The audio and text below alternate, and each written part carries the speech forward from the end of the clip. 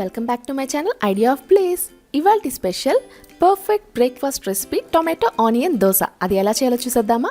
ఇంకెందుకు ఆలస్యం, let's get started.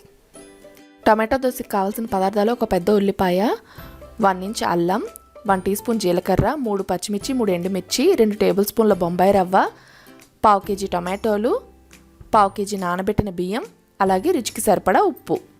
బియ్యాన్ని ఒక 4 అవర్స్ ముందుగా నానబెట్టుకోవాలి, లేదంటే ఓవర్ నైట్ కూడా నానబెట్టుకోవచ్చు.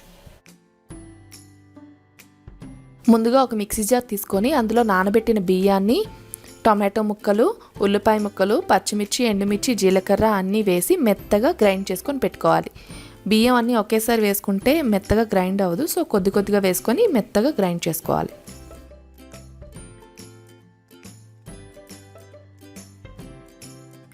ఈ దోశలు కారంగా ఉంటేనే బాగుంటాయి, సో మీ టేస్ట్కి తగ్గట్టు పచ్చిమిర్చి, ఎండుమిర్చిని అడ్జస్ట్ చేసుకోండి. అండ్ ఈ బియ్యం కూడా రేషన్ బియ్యం అంటారు కదా, కొంచెం దొడ్డు బియ్యం, అవి యూజ్ చేస్తే ఇంకా టేస్టీగా ఉంటాయి.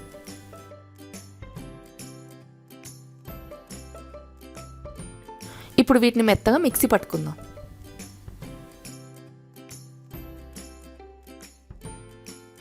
చూసారు కదా, ఇలా మెత్తగా గ్రైండ్ చేసుకున్న పిండిని ఒక బౌల్లోకి ట్రాన్స్ఫర్ చేసుకోవాలి.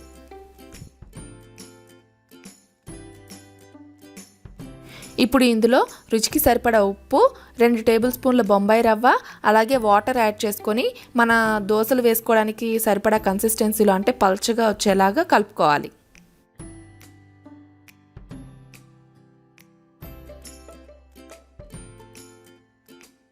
నేను మీడియం క్రిస్పీగా వచ్చేలాగా బొంబాయి రవ్వ యాడ్ చేస్తున్నాను. మీరు ఇంకా క్రిస్పీగా కావాలంటే ఇంకొక టేబుల్ స్పూన్ బొంబాయి రవ్వ వరకు యాడ్ చేసుకోవచ్చు. ఇలా బాగా కలుపుకొని ఒక 1/2 అవర్ పాటు పక్కన పెట్టుకుని ఉంచుకోవాలి. ఈ దోశ పిండి ఎంత పలుచగా ఉంటే అంత క్రిస్పీగా వస్తాయి.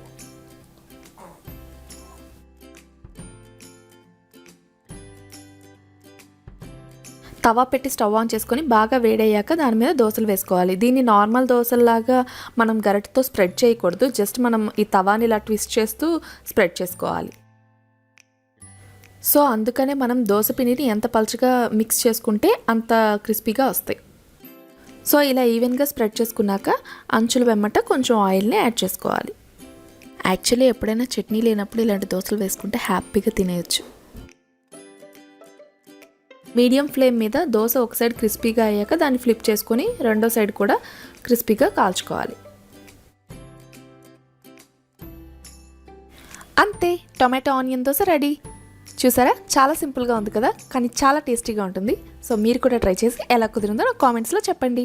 ఈ వీడియో మీకు నచ్చినట్టయితే లైక్ చేయండి, షేర్ చేయండి, and don't forget to subscribe to my channel. Thank you.